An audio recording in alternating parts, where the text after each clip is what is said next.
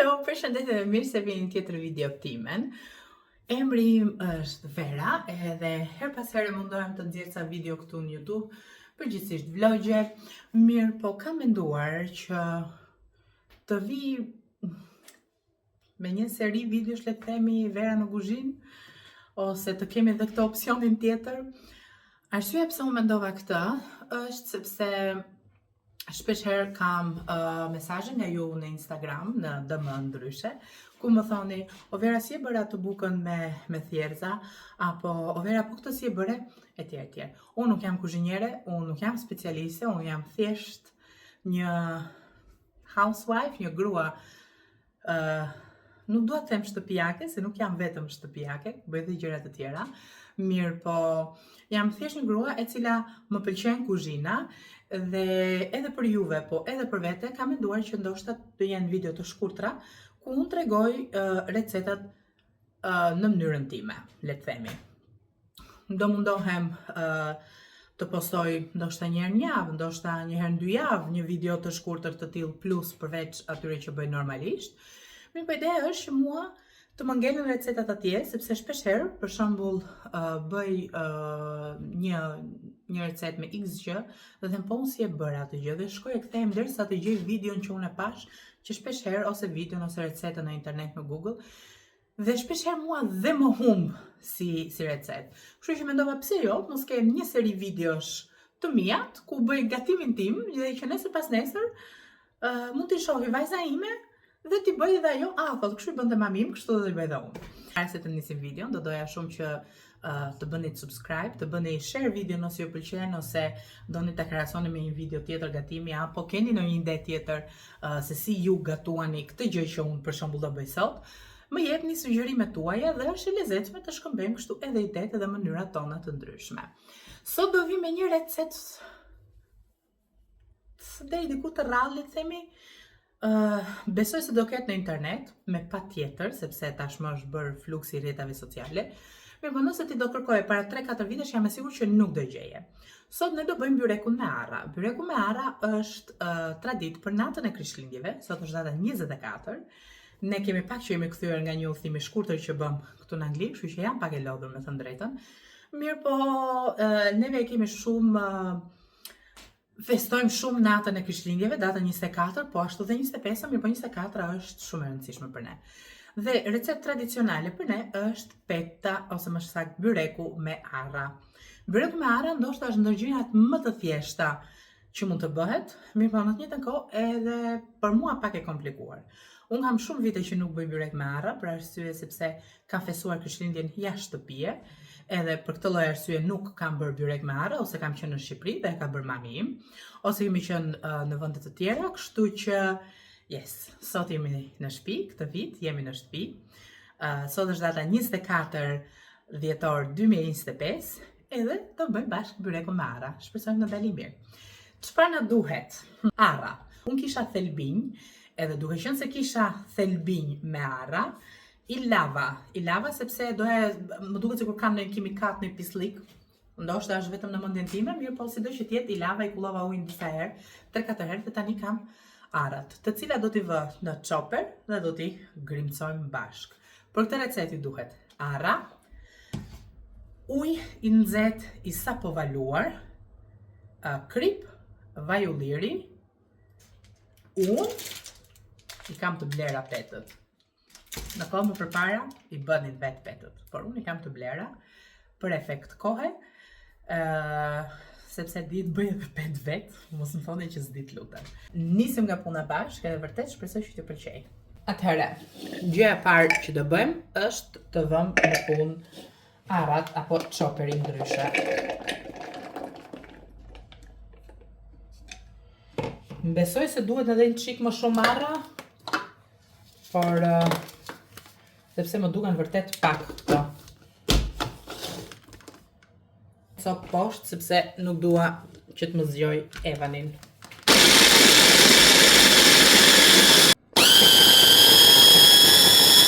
Arrat u grimcuan, edhe unë do t'i hedh.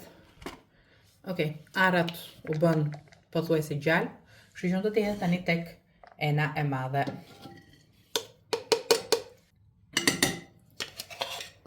Unë grimcova dhe një dorë arra, kaq një dorë, jo shumë, sepse thjesht doja që të ndiheshe pak edhe kokrizi i arrës, le të themi, brenda në byrek. Kështu që edhe këtë e hedhim këtu. Këtë e shtova unë, këtë nuk ma ka thënë mami. Kështu që kaq është më se mjaftueshme. Unë i hodha më pak se një lugë çaj, mirë po kjo shkon edhe me shije dhe tolerancë si toleroni kripën. Kështu që pothuajse 1 litër edhe do ta hedh me ujë të nxehtë val. Masa e arrave dhe kripës shtojmë ujë val të ngrohtë.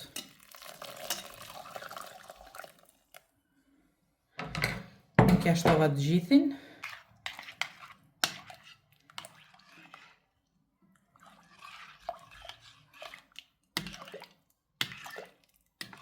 Unë nuk ja shtova të gjithin, lash 200 gram besoj, se kam frikë t'ja shtoj të gjithin, me thënë drejtën. Kështu që si përfundim 800 ml. Edhe i shtoj dhe vaj ulliri. Vaj ulliri me sy. Jo shumë, po edhe pak jo. Tani e provojmë nëse kripa është e mjaftueshme për ne, nëse jo, i shtojmë. Tepsin e kam lyer me vaj. Këtu kam thënë petët, këtu harxhin le themi. Super e thjesht. Unë do shtroj një petë. Nuk dua ta bëj qull që në fillim.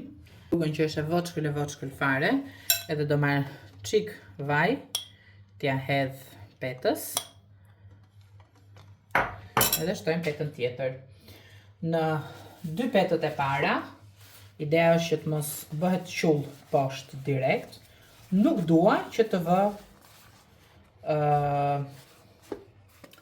shtres arrash. Ideja është që këto janë petë të blera dhe nuk janë asnjëherë njësoj si ato që bëhen vetë. Nëse i bëni vetë, peta është më trash zakonisht, edhe mund ta bëni kështu.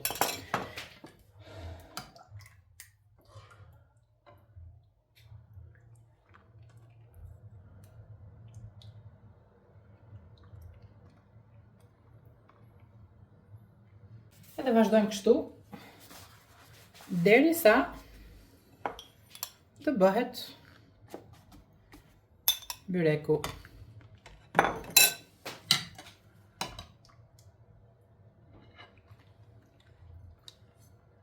Tani unë kam dëshirë që ti grumbullojnë çik petën kështu, por unë sa herë bëj byrek, e bëj kështu me byrek të blera, me petë të blera, me idenë që krijon çik atë gufimin. Thjesht shtresat e para i bëj ashtu.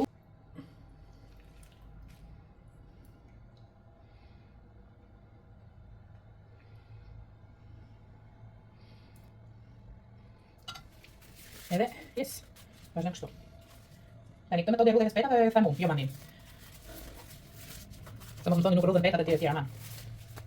Nëse e bëni dhe juve nga anët tuaja, gjë që nuk e besoj se ka vetë një krahinë e vogël në Shqipëri, më thoni.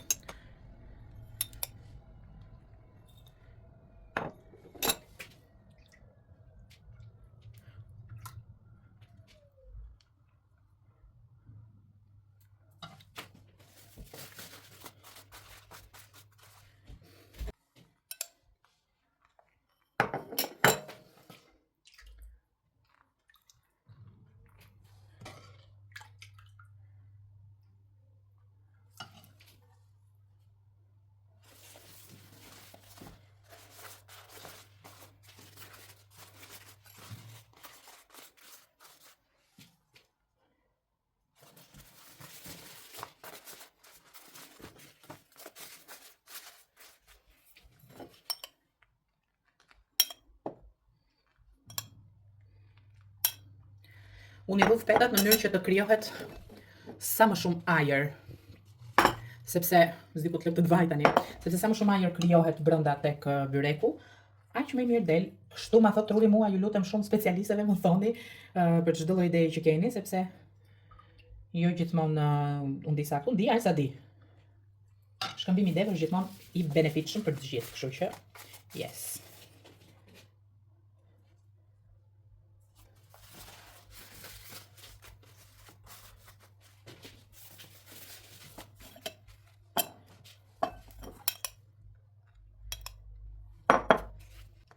Po ngroj edhe furrën.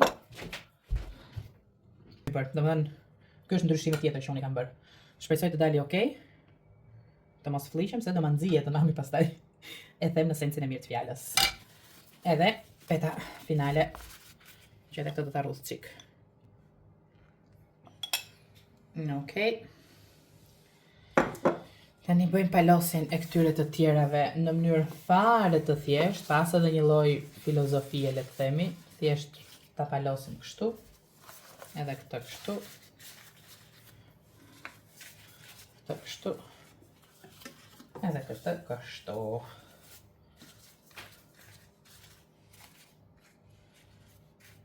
Okej.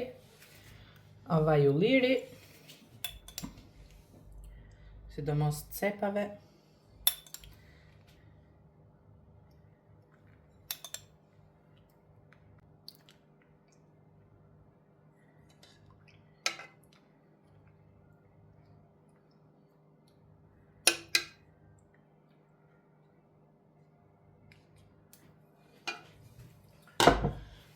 Ndoshta edhe me 700 gradë do dilte 700 ml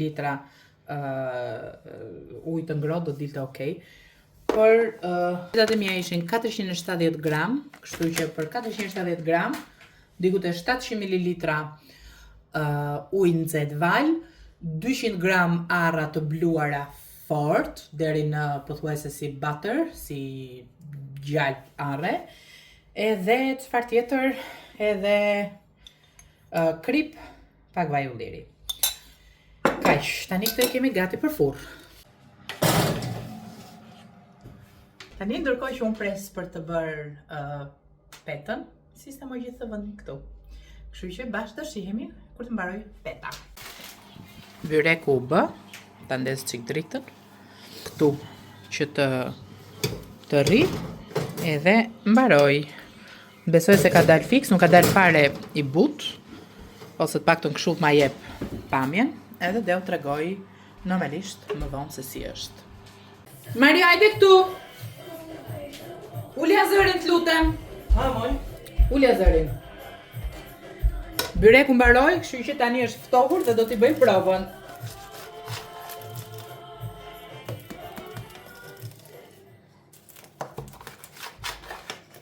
Pse mora këtë thikën, unë?